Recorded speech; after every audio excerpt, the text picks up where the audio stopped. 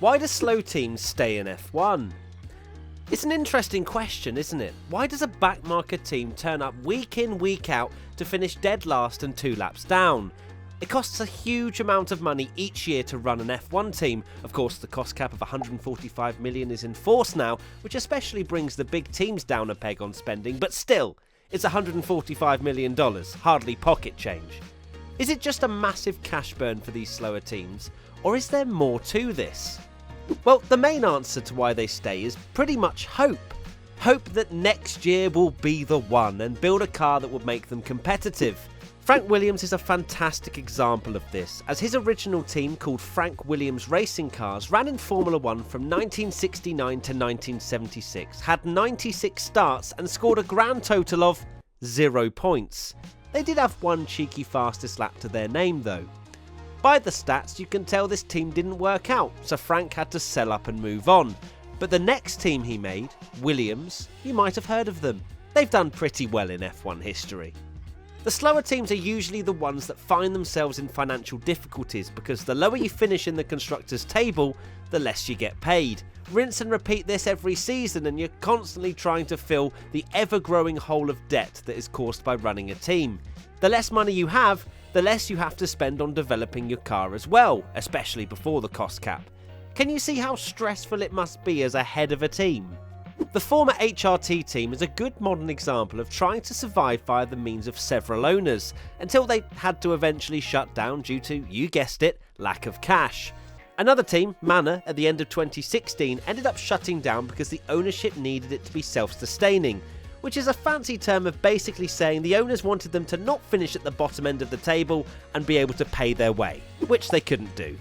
Caterham had their own unique way of trying to stay in F1, and that was launching a crowdfunding campaign to raise £2.35 million before the season finale in Abu Dhabi in 2014. They ended up racing, so miraculously achieved their goal in only a couple of weeks.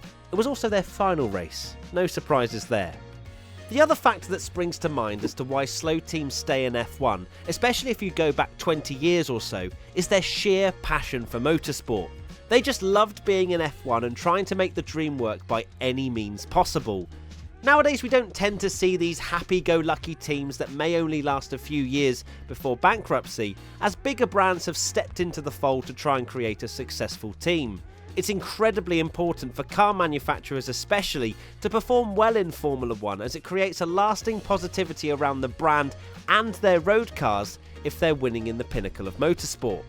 Smaller teams may also see just reaching Formula 1 as the goal, and once that's achieved, they're open to being bought out by a bigger manufacturer, as they know that unless a miracle happens, they won't last. It takes a lot of time to set up a Formula 1 team, no matter how small, and therefore is an easy way for big dogs to join the fray with minimal effort. We've done a whole video on the history of F1 teams which you can check out right here.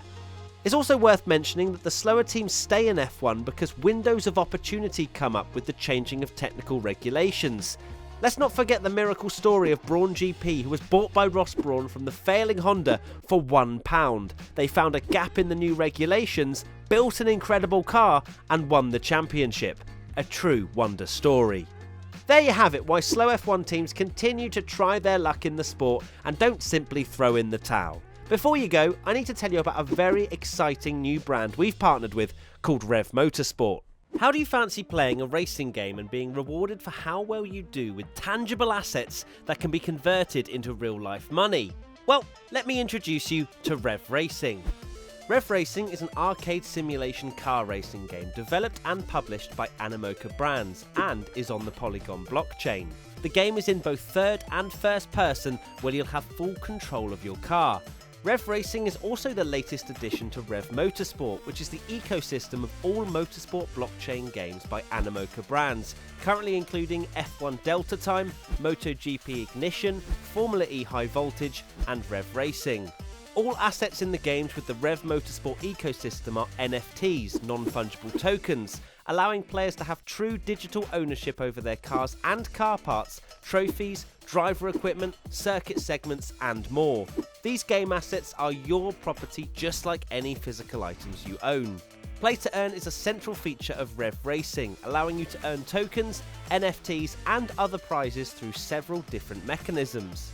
You better be quick to get involved, as there is a huge competition being hosted on Rev Racing with a prize pool of $150,000 distributing to the top 1,000 racers. Yes, for playing a game in the comfort of your own home, you could be making some serious cash. The special event is called the Alpha Inaugural Racing Competition, which runs between the 11th and 17th of August 2021. You'll need a Rev Racing car NFT to play. And with that, I'm excited to announce that we're doing a WTF1 Rev Racing giveaway between the 2nd and 8th of August of 5,000 cars with an exclusive WTF1 themed livery. The 5,000 lucky winners will be selected at random, and it'll enable you to participate in the $150,000 Rev Racing Alpha Inaugural competition. If this has sparked your interest and you fancy going racing, then head to the link below and it'll explain it all.